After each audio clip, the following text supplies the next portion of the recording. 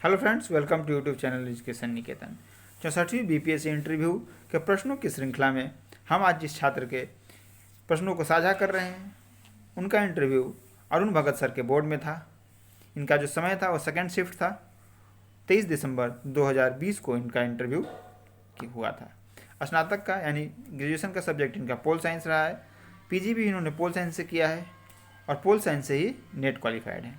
इनका optional subject यानी वैकल्पिक विषय भी PSIR यानी pol science and international relation रहा है। स्नातक इन्होंने 2016 में किया था और बोर्ड मेंबर के पास इनके अनुसार ईयर रहता है कि आपने स्नातक कब किया है। तो बोर्ड मेंबर यानी जो चेयरमैन सर थे उन्होंने पहला प्रश्न किया कि 2016 से आप अभी तक क्या कर रहे हैं।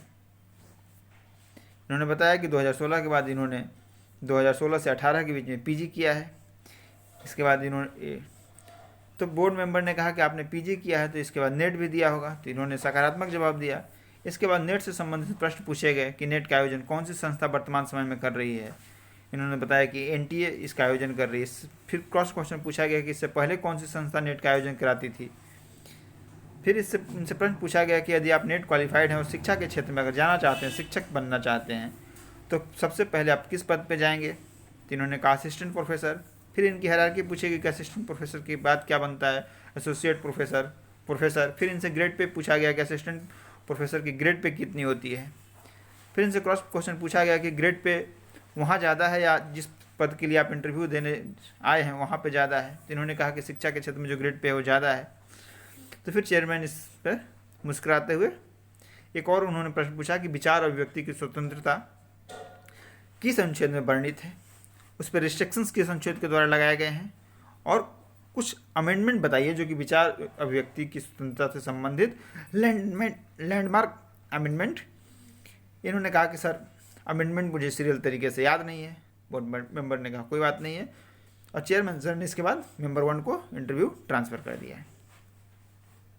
एक सूचना साझा कर दे रहा हूँ, इसके बाद हम इनके अगले प्रश्नों को देखेंगे। अनअकैडमी की तरफ से UPSC सिविल सेवा 2021, 22 और 23 के लिए बाय लैंग्वेज कोर्सेज और इंग्लिश और हिंदी में अलग अलग कोर्सेज स्टार्ट की गई है, जिसमें इंडिया के top educator Monal Patel sir, Rakesh Verma sir, Atishi ma'am classes लेंगी, जो कि 4 जनवरी से स्टार्ट हो रही है। एक क्लासेज 6 मंथ, 1 ईयर और 2 ईयर की कोर्सेज है। आप जिसमें भी कंफर्टेबल हो उस कोर्स को ज्वाइन कर सकते हैं। अगर आप चाहते हैं कि आपको इसकी सब्सक्रिप्शन लेने में डिस्काउंट मिले तो आप मेरा कोड एडुनिकेतन भी यूज कर सकते हैं। साथ ही साथ डिस्क्रिप्शन बॉक्स में जो लिंक दिया गया है उसे भी क्लिक करके आप इस जो बोनांजा ऑफर चल रहा है ईयर एंड का उसका लाभ ले सकते हैं। तो चलिए हम चलते हैं अब नेक्स्ट प्रश्न पे। बोर्ड मेंबर 1 ने इनसे प्रश्न पूछा। प्रश्न पूछने से पहले कहा कि आप तो चूँकि पोल साइंस में स्कॉलर हैं, ग्रेजुएशन किया है, PG किया है, नेट क्वालिफाइड हो, तो आपसे कुछ गहरे प्रश्न पूछने चाहिए। और मजाकिया लहजे में उन्होंने कहा कि GS मिल का जो हार्म थ्योरी है उसे आप बताएं। इन्होंने हार्म थ्योरी के बारे में बताया कि हार्म थ्योरी क्या है। इन्होंने कुछ उदाहरण भी दिए, जैसे टूटी हुई नदी का उदाहरण, जो टूटी हुई पुल का उदाहरण दिया है मिल ने। इसके बाद उन्होंने कहा है कि सनकी और पागल को भी बोलने का मौका मिलना चाहिए, क्योंकि उससे भी कुछ ना कुछ समाज को मिल सकता है। उसको रोकना नहीं चाहिए, उसको बाधित नहीं करना चाहिए। इससे संबंधित उन्होंने 2-3 क्रॉस क्वेश्चन भी पूछे। इसके बाद इसी सिद्धांत से संबंधित इन्होंने एक सिचुएशन बेस्ड प्रश्न किया इनसे कि आपके पास के फ्लैट में तेज़ संगीत बज रहा है, तो ऐसी स्थिति में आप क्या करेंगे। मिल के अनुसार आप बताइए, क्योंकि इन्होंने पहले शुरू किया था कि चूँकि आर्टिकल 19 में रात 10 बजे के बाद तेज म्यूजिक बनाना मना है, तो उन्होंने कहा कि नहीं, आप संविधान के दृष्टि से ना बताकर मिल के अनुसार बताएं। तो इन्होंने और क्लियर स्टैंड बताया अपना। तो इन्होंने अपना क्लियर स्टैंड लिया कि वो मना करेंगे तेज़ संगीत बजाने से, क्योंकि उस व्यक्ति का अधिकार है कि वह संगीत सुने, किंतु उसका अधिकार इतना ही है कि वो उसी ध्वनि में संगीत सुने जहाँ तक दूसरों को यानी दूसरे के जो शांतिपूर्ण निवास करने की स्वतंत्रता है उसका हनन नहीं हो। बोर्ड मेंबर्स इस उत्तर से सेटिस्फाइड थे, संतुष्ट थे। इसके बाद लोकतंत्र से संबंधित एक बड़ा सा पैराग्राफ इनको सुनाया गया और उससे संबंधित 1-2 प्रश्न इनसे पूछे गए। फिर बोर्ड मेंबर 2 ने नीली क्रांति किससे संबंधित है प्रश्न पूछा। इन्होंने कहा कि अगर आ गया हो तो मुझे कॉन्फिडेंटली याद नहीं है, लेकिन मैं गेस कर सकता हूँ। इन्होंने गेस किया और इनका गेस सही था कि यह मत्स्य उत्पादन से संबंधित है। फिर चूंकि बिहार में जजेस की हटाने से संबंधित कुछ घटना हुई थी, तो अनुच्छेद 311 का उसमें उल्लेख किया गया था, करंटली न्यूज में था, तो अनुच्छेद 311 पूछा गया, जो कि बेसिकली सिविल सेवा के जो नौकरी के अधिकार है उसको बचाव करता है और बहुत सारे प्रिविलेज देता है सिविल सेवकों को। इसके बाद बोर्ड मेंबर 3 को ट्रांसफ़र किया गया, जो कि फीमेल मेंबर थी। इन्होंने एक देश एक चुनाव यानी वन नेशन वन इलेक्शन से संबंधित प्रश्न पूछे कि इसकी चुनौतियाँ क्या हैं। चुनौतियाँ के बताने के बाद पूछा कि अगर ये चुनौतियाँ हैं तो इसका समाधान क्या है, आपके दृष्टि से व्यवहारिक समाधान बताएंगे। इन्होंने constructive vote of no confidence theory का जिक्र किया, जो कि बेसिकली इसे कहते हैं कि ऐसी स्थिति जब आप किसी गवर्नमेंट के अगेंस्ट में नो कॉन्फिडेंस मोशन ला रहे हो, तो साथ में साथ आपके पास एक वैकल्पिक व्यवस्था भी होनी चाहिए कि ये सरकार गिरती है तो आप दूसरी सरकार फॉर्मेशन करने की स्थिति में हो, ऐसा आपको स्पष्ट रूप से उसमें उल्लेख होना चाहिए। नेक्स्ट क्वेश्चन था कि संसद के कार्यकाल को एक बार में कितने दिन तक बढ़ाया जा सकता है, 6 मंथ या 1 ईयर।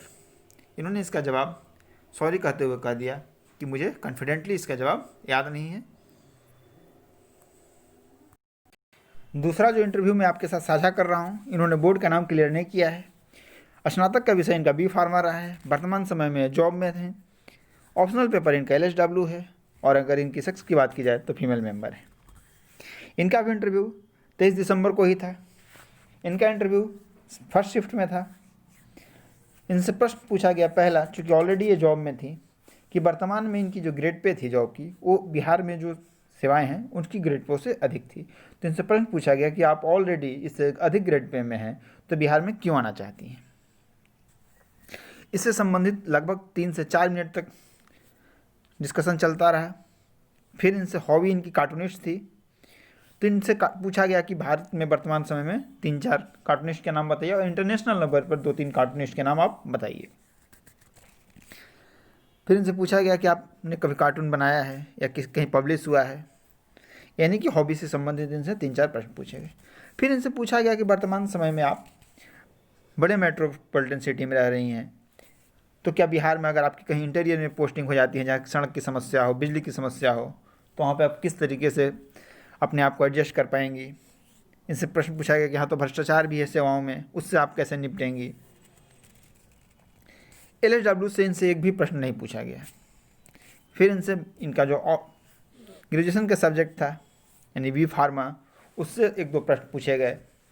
फिर उनसे पूछा गया कि बिहार में जो भ्रष्टाचार की समस्या है उससे निपटने के लिए आप कुछ उपाय बताएं।